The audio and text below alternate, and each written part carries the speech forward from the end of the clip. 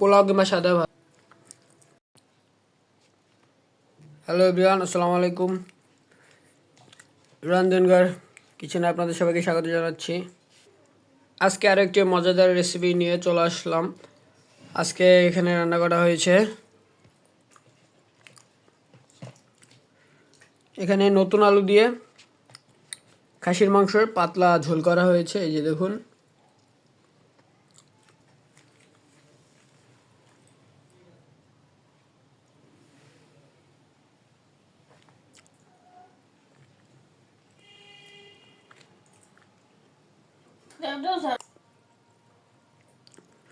আজকে এই রেসিপিটি পোলাও কিংবা সাদা ভাত এটা দিয়েও খেতে বেশ দারুণ লাগবে।